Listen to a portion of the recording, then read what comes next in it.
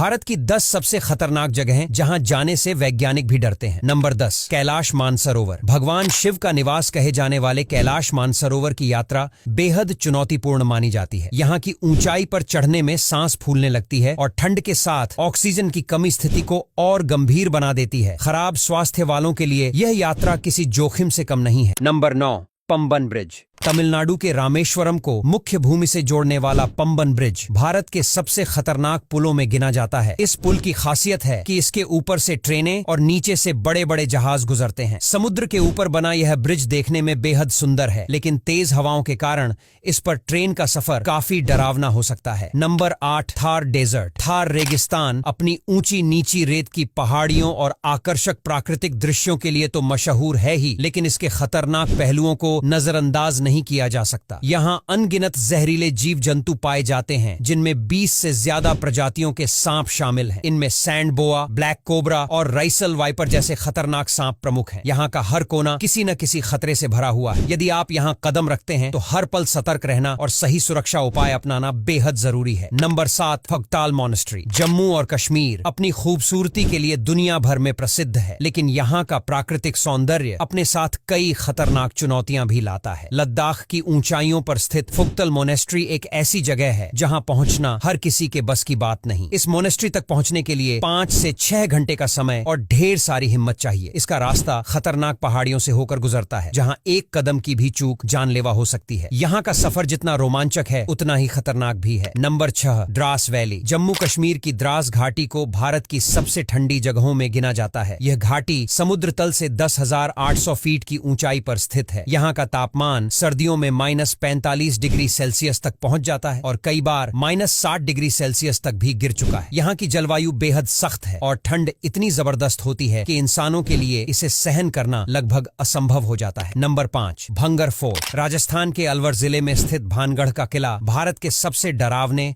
और रहस्यमय स्थानों में गिना जाता है। इस किले को लेकर कई भूतिया कहानियां प्रचलित हैं। स्थानीय लोग बताते हैं कि सूरज ढलने के बाद यहाँ अजीबोगरीब घटनाएं होती हैं। ऐसा कहा जाता है कि इस किले में रूहानी ताकतों का वास है। कई बार लोगों ने यहाँ चीखने और अजीब आवाजें सुनने की घटनाओं का जिक्र किया है। सूर्यास्त के बाद यहाँ किसी का भी जाना सख्त मना है। नंबर 4, सिजू केव। मेघालय की सिजू गुफा, जिसे बैट केव भी कहा जाता है, अपने अद्भुत स्टेलेग्मिट्स और स्टेलेक्टाइट्स के लिए जानी जाती है। 4 किलोमीटर से ज्यादा लंबी यह गुफा देखने में जितनी आकर्षक है, अंदर जाने में उतनी ही खतरनाक। इस गुफा में पानी भरा होता है और कई बार पानी की गहराई अचानक बढ़ जाती है। इसके अलावा गुफा के अंदर हवा की कमी के कारण सांस लेने में भी मुश्किल होती है। यह जगह केवल उन्हीं लोगों के लिए है जो खतरों से खेलने का साहस रखते हैं। नंबर 3, डुमास बीच। गुजरात का डुमस बीच अपनी काली रेत और रहस्यमय घटनाओं के लिए प्रसिद्ध है। यहाँ का काला रंग हिंदुओं के अंतिम संस्कार के बाद बची राख के रेत में मिलने का परिणाम है। यह तट दिन में तो पर्यटकों से भरा रहता है, लेकिन रात होते ही